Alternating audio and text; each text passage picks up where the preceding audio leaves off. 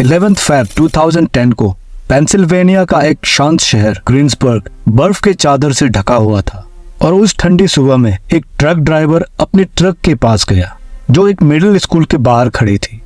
वहां वो truck driver एक दिल दहला देने वाला मंजर का सामना करता है जो एक भयानक केस का खुलासा करेगा और इस छोटे से समुदाय को अंदर तक झकझोर देगा। जब भी मैं उन जोड़ों को देखता हूँ जो एक साथ हत्या करते हैं तो मैं आश्चर्य किए बिना नहीं रह पाता कि कैसे ऐसे मॉन्स्टर्स एक दूसरे के प्रति आकर्षित होते हैं।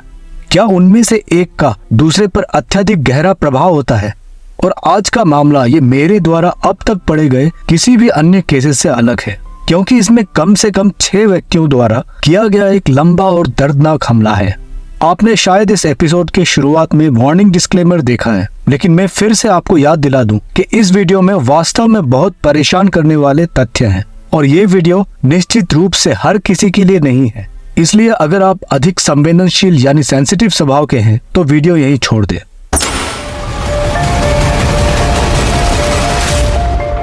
नमस्कार, मैं हूं साइलो। आप देख रहे हैं हिंदी क्राइम एक्सपोज।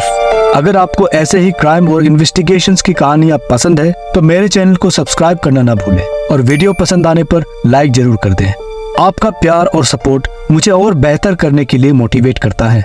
आज का केस मुझे मेरे एक दर्शक दीपक मिश्रा ने रेकमेंड किया था। अगर आप भी चाहते हैं कि मैं आपके बताए केस को कवर करूं तो बेझिझक नीचे कमेंट छोड़ दें। ये कहानी अमेरिका के पेंसिल्वेनिया स्टेट के ग्रीन्सबर्ग शहर से है। पीटर्सबर्ग से करीब 50 किलोमीटर साउथ ईस्ट में स्थित ग्रीन्सबर्ग 15,000 से कम लोगों की आबादी वाला एक छोटा शहर है। यह अमेरिका का एक ऐसा छोटा शहर है जहां लोग एक दूसरे को पहचानते हैं और घुल मिलकर रहते हैं। यहाँ शोरगुल वाला लाइफ नहीं है बल्कि एक लेड बैक और शांत माहौल है। पूरे पेंसिल्वेनिया में ग्रीन्सबर्ग को एक ऐसे शहर के रूप में जाना जाता है जहां लोग रिटायरमेंट के बाद बसना चाहते हैं। और ग्रीन्सबर्ग से करीब 16 किलोमीटर साउथ की ओर माउंट प्लेजेंट नाम की एक जगह है जहां 2010 में 30 वर्षीय जेनिफर डॉहर्टी का घर हुआ करता था। जेनिफर बहुत प्यारी स्वभाव की थी, एक सहज और खुशमिजाज लड़की। ऐसी लड़की जिसे नाचना गाना और जीवन को पूरी तरह से जीना पसंद था और वो आसानी से दोस्त बना लेती थी। लेकिन वो मानसिक रूप से नॉर्मल नहीं थी। उसे सीखने में प्रॉब्लम होता था जिससे उसका मानसिक विकास भी सही रूप से नहीं हुआ था। यह एक मेडिकल प्रॉब्लम है जिसने उसकी मानसिक क्षमता को एक बच्चे जितना ही सीमित कर दिया था। इस वजह से वो कई सोशल प्रॉब्लम से जूझ रही थी। वो बहुत जल्द लोगों से दोस्ती कर लेती और आंख बंद करके उन पर भरोसा करती थी। उसका भोलापन इस हद तक था कि उसे अपने आसपास के लोगों में सिर्फ अच्छाइयां दिखती थी और वो उनका दिल से विश्वास करती थी। वो एक मासूम और बहुत भोली लड़की थी जिसे कोई भी बहला फुसला सकता था। उसकी मानसिक कठिनाइयों के बावजूद उसका परिवार उसे एक इंडिपेंडेंट जीवन जीने की अनुमति देता था और जेनिफर माउंट प्लेजेंट से पास के ग्रीन्सबर्ग तक बस में अकेले ही यात्रा करती थी और आसपास के शहरों में कई प्रोग्राम्स में वो खुद अकेले विजिट करने जाती थी। उसके माता पिता ने उसे अपना खुद का घर ढूंढने के लिए भी प्रोत्साहित किया ताकि वो और अधिक स्वतंत्र हो सके, पर बाद में उसकी माँ डेनिस ने उनके इसी प्रोत्साहन का पछतावा किया। अपने खुशमिजाज और फ्रेंडली स्वभाव के बावजूद जेनिफर को पूरे स्कूल में अक्सर परेशान किया जाता था और वो कई बार ये कहती थी कि उसे भी बाकी लोगों की तरह नॉर्मल बनना है। किसी भी सामान्य लड़की की तरह उसके अरमान भी अकेले इंडिपेंडेंट रहना, काम करना, शादी करके बच्चा पैदा करना था और 30 साल की उम्र में वो अपने सपने को हासिल करने की राह पर थी। वो मैकेनिक बनने के लिए ट्रेनिंग कर रही थी और अपने नए घर पर जाने के लिए भी उसकी तैयारी चल रही थी। उसका आखिरी मैसेज जो उसने अपने माई स्पेस और ट्विटर फॉलोवर्स को पोस्ट किया था वो ये था, ये मेरे लिए एक नई शुरुआत करने और नए दोस्त बनाने का वक्त है और मैं अब किसी भी चीज से नहीं डरती। जेनिफर ने अपने ग्रीन्सबर्ग के ट्रिप के दौरान कुछ दोस्त बनाए जो उसे वेस्ट प्लेस क्लब हाउस में मिले थे। ये एक कम्युनिटी सेंटर है जो उन लोगों की मदद करता है जिन्हें मेंटल हेल्थ इश्यूज है। उसकी वहाँ एक एंजेला मेरिनोची नाम की 17 साल की लड़की से बहुत अच्छी दोस्ती हो जाती है।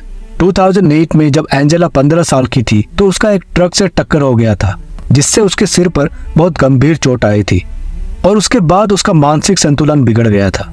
वो पहले जैसे नहीं रह गई थी। उसका बिहेवियर और सोचने का ढंग बहुत बदल चुका था। वो और जेनिफर बहुत करीबी दोस्त बन गए और नियमित रूप से फोन पर घंटों बातें करते थे और एंजेला उन 6 नए दोस्तों में से एक थी जिनसे जेनिफर ग्रीन्सबर्ग में मिली थी।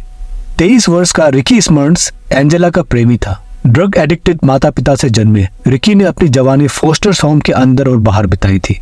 बचपन से ही उसने अब्यूज और शोषण का सामना किया था। उसने 6 साल की कम उम्र से ही शराब, गांजा, कोकेन और हेरोइन लेना शुरू किया था। जब वो 8 साल का था तो वो PTSD से पीड़ित था और जब वो 10 साल का हुआ उसे स्मर्न्स फैमिली ने गोद ले लिया। वो अब तक 103 थेरेपी सेशन से गुजर चुका था। बाद में मेडिकल जांच से ये भी पता चला कि उसे मल्टीपल पर्सनैलिटीज डिसऑर्डर है। उसके अंदर 7 अलग अलग पर्सनैलिटीज थी। वो 15 और साइकेट्रिक इश्यूज से भी ग्रसित था। वो मानसिक रूप से बहुत बीमार था। चोरी और मारपीट के अपराध के लिए उसने कुछ समय जेल में बिताया और यहीं उसकी मुलाकात मेल्विन नाइट से हुई। 20 वर्षीय मेल्विन का जन्म भी एक ड्रग एडिक्ट पिता से हुआ था जो ज्यादातर समय जेल में ही था और अपने बेटे का कभी ख्याल नहीं रखा। 5 साल की उम्र में वो एक चलती गाड़ी से सिर के बल गिर गया था, जिससे उसका मानसिक विकास स्लो हो गया था और जीवन भर सीखने और सामाजिक कठिनाइयों का सामना करना पड़ा। 2010 में वाशिंगटन के एक होमलेस शेल्टर में मेल्विन 20 साल की एम्बर मैडिंगर से मिलता है। दोनों एक दूसरे के करीब आते हैं और एम्बर प्रेग्नेंट हो जाती है। रिकी अपने दोस्त मेल्विन को उसके साथ उसके फ्लैट में रहने के लिए ऑफर करता है और मेल्विन और एम्बर रिकी का ये ऑफर एक्सेप्ट करके उसके अपार्टमेंट में शिफ्ट हो जाते हैं। चारों ने एक साथ कम्युनिटी सेंटर जाना शुरू किया, जहां एक 36 वर्षीय रॉबर्ट मास्टर्स और एक 26 वर्षीय पैगी मिलर से भी उनकी दोस्ती हो जाती है और वहीं सब लोग जेनिफर से भी मिलते हैं और दोस्त बन जाते हैं। फरवरी में एक दिन एंजेला ने जेनिफर को ग्रीन्सबर्ग में पैगी के घर सोने के लिए इनवाइट किया और जैसा कि जेनिफर का स्वभाव था वो एक्साइटेड हो गई और वहां विजिट करने के लिए तैयारी करने लगी। वो अपने नए सबसे अच्छे दोस्त के साथ समय बिताने के लिए बहुत उत्सुक थी और साथ ही उसका ग्रीन्सबर्ग में अपना कुछ काम भी था, तो वहां ठहरना उसके लिए कन्वीनियंट हो गया था।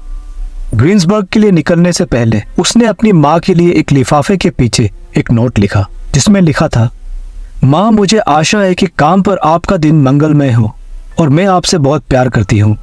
मैं आपसे कुछ समय बाद बात करूंगी। Love, Jennifer. उसके सौतेले पिता बॉबी ने उसे माउंट प्लेजेंट के बस स्टेशन पर छोड़ा और प्यार से गले लगाकर अलविदा कहा और जेनिफर खुशी खुशी पूरे उत्साह के साथ अपने दोस्त पैगी के घर पहुंच जाती है। लेकिन ये एक साजिश थी। एंजेला के मुताबिक उसने अपने लवर रिकी को जेनिफर के साथ फोन पर बात करते हुए सुना था। उसने उसे यह कहते हुए सुना था कि वो उससे प्यार करता है और उससे शादी करना चाहता है। एंजेला इस लव ट्रायंगल के शक से बहुत गुस्सा हो गई थी और इसलिए उसने जेनिफर को इंसल्ट करने के लिए यह साजिश रची, एक साजिश जो सबसे भयानक और दर्दनाक केस में बदल जाएगी। जेनिफर वहां पहुंच के देखती है कि वहां टोटल 6 लोग हैं, वही 6 लोग जिन्हें उसने अनजाने में अपना दोस्त मान लिया था। और जैसे ही वो पैगी के अपार्टमेंट में दाखिल हुई, चीजों ने तुरंत एक परेशान करने वाला मोड़ ले लिया। एंजेला ने जेनिफर पर रिकी के साथ सोने का आरोप लगाया और सबको ये सुनाया कि जेनिफर रिकी के बच्चे की मां बनने वाली है। उसने सबको उसके पेट पर लात मारने के लिए उकसाना शुरू कर दिया। पर यह तो उस लंबे दर्दनाक यातनाओं का केवल शुरुआत था। अभी उस मासूम अकेली लड़की को इतना कुछ सहना था कि आप और हमारे जैसों के लिए यह किसी नर्क की यातना से कम नहीं होगा। उन्होंने जेनिफर की पर्स की जांच की और उसका पैसा, गिफ्ट कार्ड और फोन चुरा लिया। फिर उन्होंने उसके बैग में पानी डाल दिया और सोडा की भरी हुई बोतलों से उसके सिर पर वार करना शुरू कर दिया। एक कैंची से उसके बालों को काटने के बाद उन लोगों ने उसके चेहरे को नेल पॉलिश से पेंट कर दिया। उसके बदन से सारे कपड़े जबरदस्ती उतारकर उसे निर्वस्त्र कर दिया गया। उन्होंने उसके सिर पर अंडा और ओटमील डाला और उसकी आंखों में मसाले डाले। जेनिफर चिल्ला रही थी कि उसकी आंखों में जलन हो रही है और उनसे रुकने की विनती की। उसने रोते बिलखते हुए उनसे बार बार पूछा कि उसकी गलती क्या है, लेकिन रिकी स्मर्न्स हंसते हुए उससे बोलता है कि उससे बदबू आ रही है और उसे नहाने की जरूरत है। उन्होंने फिर अपना टॉर्चर जारी रखा। उन लोगों ने जेनिफर को खाने के तेल की पूरी बोतल पीने के लिए मजबूर किया और उसके नंगे शरीर को फेरी लाइट से लपेटकर वो लोग उसे क्रिसमस ट्री का पोज करने को बोलते हैं और उसकी मजबूरी का खूब मजा लूटते हैं। 36 घंटे ये भयानक घटना पूरे 36 घंटे तक चली, जो जेनिफर को बुरी तरह से ह्यूमिलिएट करने के लिए शुरू हुआ था। वो लोग उसे समय समय पर एक अलमारी के अंदर बंद कर देते थे और बाहर सब बैठ के ये मीटिंग करते थे कि उसके साथ आगे क्या कर सकते हैं। इस दर्दनाक यातनाओं के दौरान पड़ोसियों ने शरीर को पटकने और चीखने की आवाज सुनी तो थी, लेकिन किसी ने भी पुलिस को खबर नहीं की। एक बार मेल्विन नाइट जेनिफर को बाथरूम में ले गया, जहां उसने उसकी आवाज को बंद करने के लिए उसके मुंह में मोजे घुसा दिए और उसके साथ गंदी हरकतें की। पैगी मिलर और रॉबर्ट मास्टर्स ने स्पष्ट रूप से जेनिफर की यातना में कोई हिस्सा नहीं लिया, लेकिन वे उनके मीटिंग्स का हिस्सा थे। इतना ही नहीं, बल्कि एक समय पर उन्हें जेनिफर के साथ अकेला भी छोड़ दिया गया था, जबकि बाकी 4 लोग कुछ घंटों के लिए बाहर गए हुए थे। इस दौरान जेनिफर ने उनसे भीख मांगी और विनती की कि वो उसे जाने दे, लेकिन उन्होंने उसकी मदद नहीं की। जेनिफर एक समय पर लगभग बचकर भागने ही वाली थी। उसने एक मौका देखा जब वे पीछे मुड़े और वो दरवाजे की ओर भागी, लेकिन बाहर निकलने से पहले ही उसे पकड़ लिया गया। जब चारों वापस लौटते हैं तो पैगी और रॉबर्ट ने उनको जेनिफर के भागने की कोशिश के बारे में बताया, जिससे वो लोग और चिढ़ गए और उसे और पनिशमेंट देने का फैसला किया। जेनिफर को डिटर्जेंट, ब्लीच और नेल पॉलिश पीने के लिए मजबूर किया गया। उसे जबरदस्ती सिगरेट की राख, मिर्च पाउडर और अलग अलग दवाएं खिलाई गई। उसे पेशाब और मल खाने के लिए भी मजबूर किया गया। उसे वैक्यूम क्लीनर के पाइप से बार बार मारा गया। एम्बर और एंजेला ने बारी बारी से इस बैसाखी और इस टॉवेल रैक से बहुत हिंसक तरीके से उसकी पिटाई की। घंटों उस अकेली लड़की को अमानवीय तरीके से यातना देने के बाद वो लोग एक और आखिरी मीटिंग करते हैं, ये डिसाइड करने के लिए कि उसके साथ क्या किया जाए, क्योंकि अब तक उनका वो टॉर्चर का सिलसिला इतना आगे बढ़ चुका था कि अब उनके लिए पीछे जाने का कोई रास्ता नहीं था। उन्हें यह डर था कि अगर वो उसे अभी छोड़ देंगे तो वो सारे के सारे पुलिस से बचने वाले नहीं हैं। और जेनिफर के उन तथाकथित दोस्तों ने, जिस पर वो बहुत भरोसा करती थी और प्यार करती थी, उन सब ने मिलकर यह फैसला किया कि अब जेनिफर को उन्हें मारना होगा। उन्होंने उसे यह सुसाइड नोट लिखने के लिए मजबूर किया, जिसमें लिखा था, मैं कुछ समय से खुश नहीं हूं और मुझे यह भी लगता है कि मेरे जाने से किसी की जिंदगी में कोई फर्क नहीं पड़ेगा, बल्कि सब खुश रहेंगे। मैं हमेशा मेरी माँ और मेरे सौतेले पिता से प्यार करूंगी और मैं हमेशा अपने परिवार के बाकी लोगों से भी प्यार करूंगी। मैं जिंदगी से तंग आ चुकी हूं। अलविदा, जेनिफर। उस नोट को जेनिफर की पैंट के बैक पॉकेट में रख दिया जाता है, ये सोच के कि जब उसकी लाश मिलेगी तो लोगों को लगेगा कि उसने आत्महत्या की है। पैगी मिलर ने जेनिफर को एक बार फिर क्रिसमस ट्री में लगाने वाले फेरी लाइट से बांध दिया और मेल्विन नाइट और रिकी स्मर्न्स उसे बाथरूम में ले गए, जहां उन्होंने उसे नींद की गोलियां खिलाई। इसके बाद रिकी रसोई में गया और इस चाकू के साथ लौटा, जिसे उसने मेल्विन को दे दिया। मेल्विन ने झिझकते हुए जेनिफर से पूछा कि क्या वो मरने के लिए तैयार है। फिर उसने जेनिफर की छाती और गले में चाकू से वार करना शुरू किया, जिससे उसका फेफड़ा फट गया। उसने और रिकी ने बारी बारी से उस पर 18 बार वार किया। फिर उन्होंने खून से लथपथ जेनिफर को वहां बाथरूम के फ्लोर में मरने के लिए छोड़ दिया और बाहर आ गए। मेल्विन बाद में जेनिफर को चेक करने बाथरूम गया और यह देखकर चौंक गया कि वो अब भी सांस ले रही थी। मेल्विन जोर से चिल्लाया, ये कुत्ता अभी भी नहीं मरी। उन दर्दनाक हमलों के दौरान सभी चोटों और 20 चाकू के घावों के बावजूद जेनिफर जीने के लिए अब भी लड़ रही थी। फिर रिकी और मेल्विन ने उसकी दोनों कलाइयां काट दी। उन दोनों ने क्रिसमस लाइट को उसके गले में लपेटकर दोनों ओर से खींचा और तब तक खींचते रहे जब तक जेनिफर का शरीर हिलना बंद नहीं कर देता है। मेल्विन और रिकी ने जेनिफर के निर्जीव शरीर को कचरे के बैग में डाल दिया और ग्रीन्सबर्ग मिडिल स्कूल के बाहर पार्किंग लॉट के एक कूड़ेदान में फेंक दिया। बाद में एक गवाह ने यह बयान दिया कि उसने देखा था कि 2 आदमी बर्फ के बीच एक कचरे का बैग खींच रहे थे और उन्होंने उस बैग को वहां पार्क्ड एक ट्रक के नीचे ढकेल दिया था। 11 फरवरी 2010 की सुबह ट्रक ड्राइवर जब अपने ट्रक के पास पहुंचा तो उसे अपने ट्रक के नीचे जेनिफर की लाश एक कचरे के बैग में लपेटा हुआ मिलता है। इस मामले के सबसे दुखद पहलुओं में से एक यह है कि जेनिफर की मां को उसके शरीर की पहचान करनी पड़ी और उसे लगी सभी भयानक चोटों को देखना पड़ा। किसी भी मां के लिए अपने बच्चों को ऐसे हाल में देखना आसान बात नहीं है। फॉरेंसिक रोग विज्ञानी यानी पैथोलॉजिस्ट सिरिल एच विचिट, जिन्होंने हजारों केसेस देखे हैं, उन्होंने इस केस के बारे में कहा था कि यह मेरे द्वारा देखे गए सबसे भयानक मामलों में से एक है। ये एक अकेली हेल्पलेस लड़की थी और वो पूरे 6 लोग थे जिन्होंने उसे बंदी बनाकर उसको घंटों यातनाएं दी, ये जानते हुए भी कि वो मेंटली चैलेंज्ड है। ये बर्बरता का चरम है, ये एक्सट्रीम है और इंसानियत के बिल्कुल ऑपोजिट। पुलिस ने बिना समय गवाए उन सबको पूछताछ के लिए पकड़ लिया। आपको याद होगा कि जेनिफर ने ग्रीन्सबर्ग जाते वक्त अपनी मां को एक नोट छोड़ा था। उसने उस नोट पर एंजेला का कॉन्टैक्ट डिटेल्स भी लिख दिया था, जिससे बाद में उन्होंने एंजेला को कॉन्टैक्ट किया। इतना ही नहीं बल्कि उसकी बहन ने उस दिन उसे कई बार कॉल करने की कोशिश की थी, लेकिन उसका फोन नहीं लग रहा था। उन 6 में से किसी ने भी अदालत में एक शब्द नहीं कहा, लेकिन अदालत के अंदर संदिग्ध मेल्विन नाइट के टेप किए गए बयान ने बहुत सारी बातें कही। इन्वेस्टिगेटर्स के अनुसार 30 वर्षीय जेनिफर डोहर्टी का शव मिलने के कुछ ही घंटों बाद उन्होंने नाइट का इंटरव्यू लिया था। नाइट ने पूरे डिटेल में उन्हें बताया था कि कैसे उन्होंने जेनिफर को मारने से पहले 36 घंटे तक उसे प्रताड़ित किया। उसके बयान के अनुसार इसकी शुरुआत तब हुई थी जब जेनिफर ने वहां रिकी स्मर्न्स के साथ कुछ मजाक किया था, जो रिकी की प्रेमिका एंजेला को पसंद नहीं आया और वो जेनिफर के ऊपर गुस्सा हो गई। उसने जेनिफर को पीटना शुरू कर दिया था। नाइट और एम्बर मैडिंगर सहित बाकी लोगों ने भी एंजेला का साथ देते हुए इसमें शामिल हो गए। सभी 6 पर जेनिफर की हत्या का आरोप लगाया गया और जब 9 महीने बाद मुकदमा शुरू हुआ तो प्रोसिक्यूटर्स ने रिकी स्मर्न्स, मेल्विन नाइट और एम्बर मैडिंगर के लिए मौत की सजा की मांग की। एंजेला मैरोनिची अपराध के समय केवल 17 साल की थी और इसीलिए उसे मौत की सजा नहीं मिल सकती थी। एम्बर और रॉबर्ट मास्टर्स दूसरों के खिलाफ गवाही देने के लिए रेडी हो गए, जिससे उनका सजा थोड़ा कम हो जाता। अदालत में उन्होंने उस भयानक कत्ल के 36 घंटों का विवरण पूरे डिटेल्स में दिया।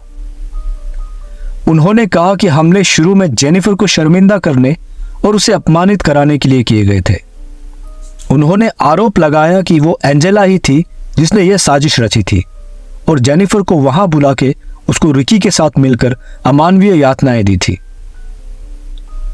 ट्रायल के दौरान एंजेला जेल में जिन साथी कैदियों के साथ थी, उन्होंने बताया कि एंजेला न्यूज में आने के लिए बहुत उत्साहित थी और उसने अपने साथी कैदियों के आगे ये कबूल किया था कि उसी ने जेनिफर को मारा है और वो बहुत समय पहले से ही उसे मारने का प्लान बना रही थी। पैगी मिलर और रॉबर्ट मास्टर्स पर किसी भी हमले या हत्या में भाग लेने का आरोप नहीं लगाया गया था, हालांकि ये देखते हुए कि उन्होंने बैठक में भाग लिया था और इस बात पर सहमत हुए थे कि जेनिफर को मार डालना चाहिए। साथ ही इस तथ्य पर भी कि उन्होंने जेनिफर की मदद नहीं की थी जब उनके पास मौका था। आखिरकार उन पर भी हत्या का आरोप लगाया गया। उनके वकीलों ने यह तर्क देने की कोशिश की कि वे अन्य सदस्यों से डरते थे और उन्हें डर था कि उन्हें भी मार दिया जा सकता है। जेनिफर के परिवार ने उनके बयानों का जवाब देते हुए जज से यह अनुरोध किया कि उन दोनों का भी उनकी बेटी की कत्ल में भागीदारी है और उन्हें भी कड़ी से कड़ी सजा दी जाए। कोर्ट ने उन सभी 6 लोगों को हत्या का दोषी ठहराया। एंजेला मैरोनिची को फर्स्ट डिग्री हत्या का दोषी पाया गया और आजीवन कारावास की सजा दी गई, जिसमें पैरोल नहीं मिल सकता था। लेकिन बाद में एक अपील में इस सजा को रद्द कर दिया गया और उसे फिर से आजीवन कारावास की सजा दी गई, जिसमें उसे 2070 में पैरोल का प्रावधान मिला। अपनी गवाही के कारण मौत की सजा से बचने में कामयाब होने के बाद एम्बर मैडिंगर को 3rd डिग्री हत्या, अपहरण और साजिश का दोषी पाया गया। उसे 40 से 80 इयर्स की जेल की सजा सुनाई गई थी। कैद के दौरान उसने मेल्विन के बच्चे को जन्म दिया। उस बच्चे को एक फोस्टर फैमिली को दे दिया गया। पैगी मिलर को 3rd डिग्री हत्या का दोषी पाया गया और उसे 35 से 74 इयर्स की जेल की सजा सुनाई गई। रॉबर्ट मास्टर्स को 3rd डिग्री हत्या, हत्या की साजिश और अपहरण की साजिश का दोषी पाया गया। हालांकि उसने कभी भी अपने सजा के बारे में जानकारी शेयर नहीं की। उसे 30 से 70 इयर्स की जेल की सजा दी गई थी। मेल्विन नाइट को 1st और 2nd डिग्री हत्या, अपहरण और हत्या का साजिश रचने का दोषी ठहराया। ज्यूरी ने उसका फैसला करने से पहले कई घंटों तक विचार विमर्श किया और उसके अपील्स को खारिज करते हुए उसे मौत की सजा दी गई। रिकी स्मर्न्स को भी मेल्विन नाइट के समान ही आरोप लगाए गए और उसे भी मौत की सजा सुनाई गई। मेल्विन और रिकी जेल में अपने मौत की सजा का इंतजार कर रहे हैं। जब मौत की सजा की बात आती है तो पेंसिल्वेनिया जल्दबाजी नहीं करता है। 1976 के बाद केवल 3 लोगों को फांसी दी गई थी और 1999 के बाद किसी को भी फांसी की सजा नहीं दी गई। 2012 के एक सम्मेलन के दौरान पेंसिल्वेनिया के सेनेटर किम वार्ड ने एक नए कानून को पास किया जिसका नाम है जेनिफर्स लॉ। इस कानून के मुताबिक किसी भी हिंसक अपराध के बारे में जानकर भी पुलिस को खबर ना करना कानून के खिलाफ है और उस व्यक्ति के ऊपर भी कानूनी कार्रवाई की जाएगी। जेनिफर की मासूमियत और भोलेपन ने उसे उन शैतानों का शिकार बना दिया जिन्हें वो अपना अच्छा दोस्त मानती थी और दिल से भरोसा करती थी। मैं आशा करता हूं कि उसके माता पिता और परिवार वाले उस भयानक एपिसोड से उभर पाए। तो आज की कहानी यहीं खत्म होती है। कमेंट सेक्शन में अपने विचार और सुझाव जरूर साझा करें। मैं अगली बार फिर आऊंगा एक नई कहानी लेके। तब तक के लिए अपना ख्याल रखें।